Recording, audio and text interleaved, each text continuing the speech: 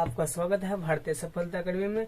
आज का टॉपिक है समांतर श्रेणी अर्थमेटिक्स प्रोग्रेस। इसमें जानेंगे समांतर श्रेणी किसे कहते हैं, उसके बाद सारवंतर जानेंगे, प्रथम पद जानेंगे, उसके बाद एन हम कैसे निकालते हैं। आज हम सबको बारी बारी से जानेंगे। पहले है कि समांतर श्रेणी किसे कहते हैं। संख्याओं के एक अनुक्रम को हम समांतर श्रेणी कहते हैं। संख्याओं को क्या कहते हैं, एक अनुक्रम को क्या कहेंगे, समांतर श्रेणी कहते हैं। जैसे 3 है हमारे पास, एपी है 3, और हम समांतर श्रेणियों के एपी उसको संकेत में लिखते हैं एपी। उसके बाद जैसे हमारे पास दिया गया है 3 है, 8 है, 13 है और 18, हमारे पास ये एपी है। अब इसमें हम प्रथम पद किसे कहते हैं, उसके बाद इसमें सारवंतर क्या होगा, सबको हम जानेंगे।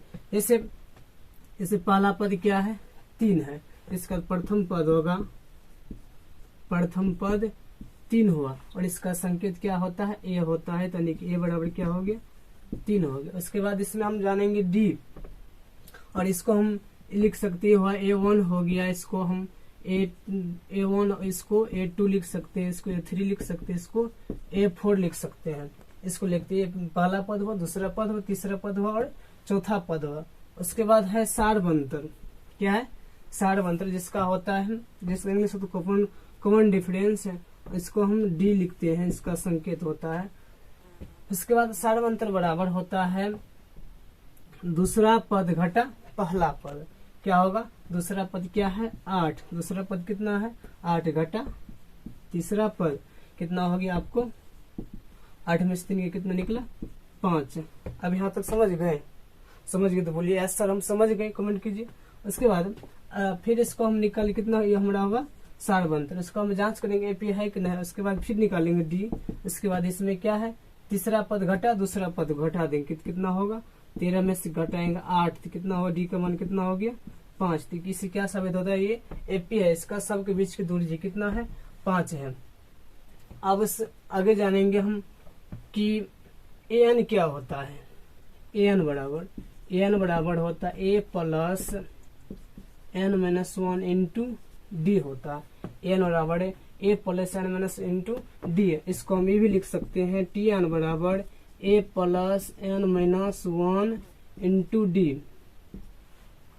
क्या हुआ, एन बराबर ए प्लस n-1 इंटू डी होता है। उसके बाद हमारे पास जैसे मान के चलिए ए दे देगा, ए दे दिया है 10, उसके बाद डी दे दिया है 10, डी है कितना 10, ए मतलब हुआ प्रथम पद 10 है। उसके बाद सारवंतर कितना दिया गया है 10। इसमें कह रहा हमको एपी निकाल के दीजिए, तो एपी हम जानेंगे इसमें। तो एपी A1 बराबर होता है ए, उसके बाद ए हुआ, उसके बाद A2 बराबर होता है ए प्लस डी होता है। उसके बाद A3 बराबर होता है ए प्लस 2D, उसके बाद A4 बराबर होता है ए प्लस 3D। जितना आगे जाएंगे उतना क्या करेंगे, बढ़ाते हैं। जैसे A5 निकलना है तो A प्लस क्या देंगे 4D। इससे क्या निकलेगा, हम पहला पद इससे निकलेगा, दूसरा तीसरा चौथा पांचवा, हम 10 को पद निकालना है तो A10 बराबर A प्लस 9D हो गया।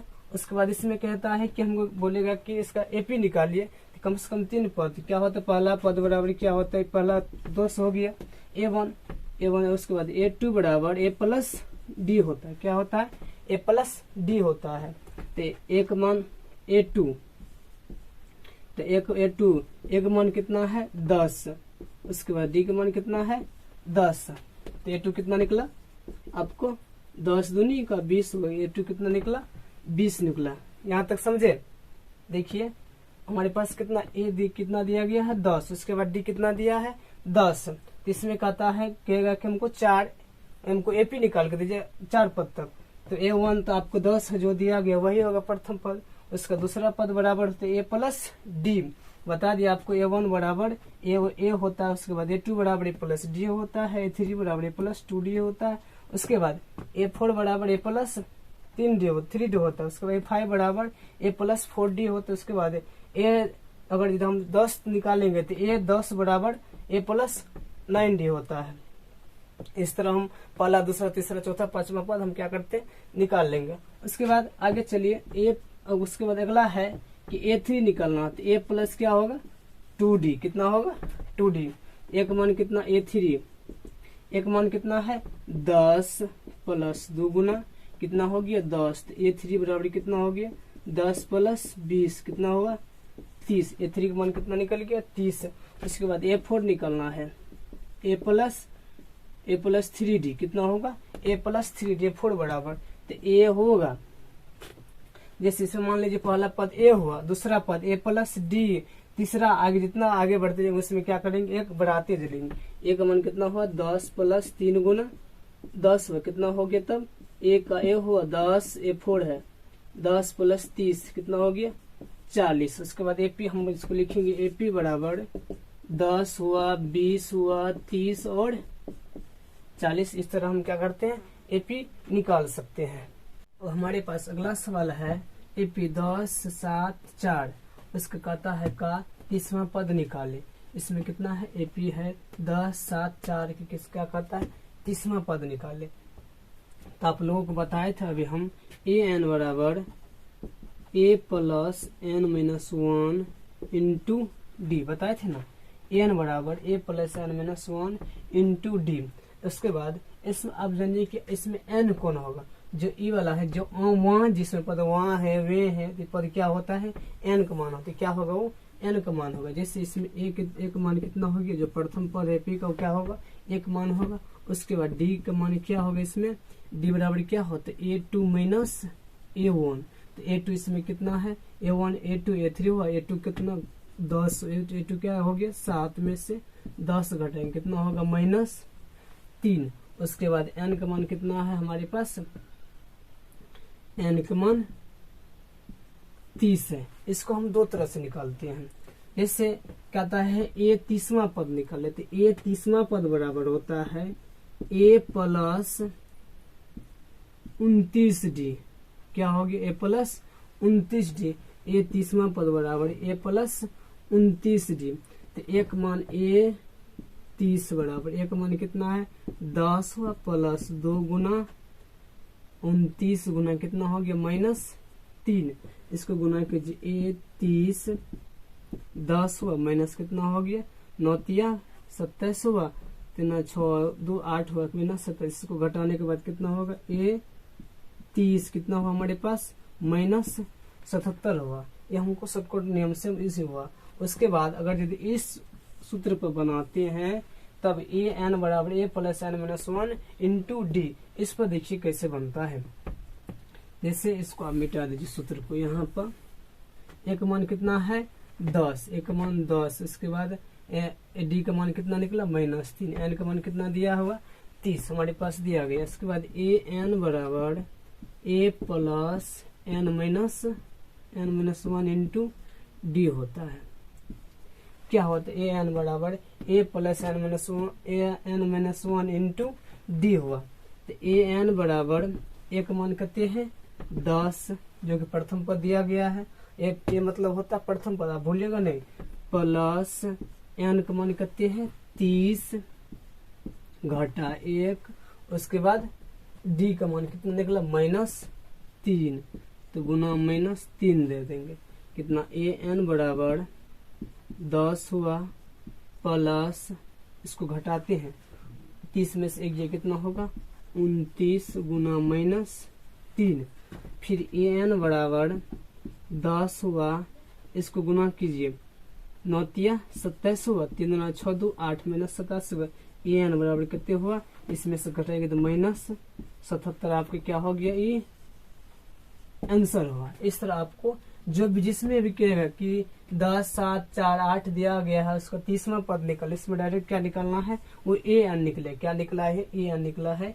उसके बाद इसमें देखिए अगला सवाल है AP 7 है 13 19 डैश डैश 205 को 5 में कितने पद हैं। अब देखिए इसमें जब भी के कितने पद हैं जिसमें हम पद निकल, जिसमें इसमें कितना पद था 30 पद था। इसमें कितना पद था 30 पद था। 30वां पद हम क्या निकल 30वां पद निकला 17 - 77 निकला। अब इसमें है 7 है 13 है 19 है।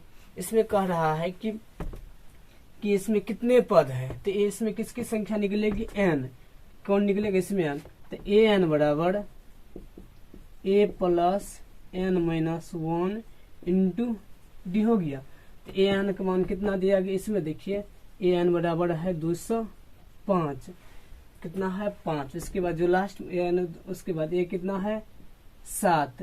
डी का मान निकालते हैं, डी बराबर यहाँ पे निकाल लीजिए डी का मान 13 में से 7 गया, कितना बचा 7। डी का मान क्या होता है A2 13 हुआ, उसके बाद A1 7, घटाने के बाद कितना हो गया 6, 6 5 7 6 13 कितना हुआ डी का मान 6 निकला। अब एन को बैठा एन का मान कितना दिया है 205 बराबर एक मान कितना है 7, एक मान कितना दिया गया 7। उसके बाद एन का मान हमको निकालना है -1, डी का मान कितना है 6 हो गया। उसके बाद 205 हुआ बराबर 7 प्लस इसे क्या कीजिए इसको गुना कर दीजिए, 6 से क्या होगा गुना हो गया, तो 6n - 6 हो गया, कितना हुआ 6n - 6 हो गया, इससे गुना हो गया पूरे पोस्ट का जितना है उसका सब गुना 6n, 6 से गुना किया n का 6n हुआ, -6 से 1 गुना के -6 हो। उसके बाद 205 हुआ, ये देखिए दोनों एक जाती है, इसमें से घटाएंगे तो कितना होगा 6, 7 में से 6 घटा, 7 में से 6 गया तो कितना होगा 1 प्लस 6n। उसके बाद 205 में क्या घटाएंगे, इसको 1 को क्या करेंगे इस साइड लेना है, तो -1 बराबर कितना होगा 6n। उसके बाद इसको घटाए कितना होगा 204 बराबर कितना होगा 6n। यहाँ तक आप समझ रहे हैं ना। उसके बाद n बराबर कितना होगा, इसको इस साइड ले लीजिए, 6n बराबर 204, n बराबर 204/6, इसको काटिए, इसको काटिए कितना मतलब 6 कम 6 6 दूनी 12, 6 त्रिके 18, कितना 18 होगा। इसके बाद कितना बची गया 2 बचा ना, कितना बचा 2। उसके बाद कितना 24 हो गया, तो 6 चौका 24, 4 यानी का मान कितना निकला 34। इसमें पदों की संख्या कितनी रहेगा, कितने होगा 34, तो आपको क्या हो गया ये आंसर। आई होप आप समझ गए होंगे। अगर वीडियो अच्छा लगा तो लाइक कीजिए, चैनल को सब्सक्राइब कीजिए। जय हिंद।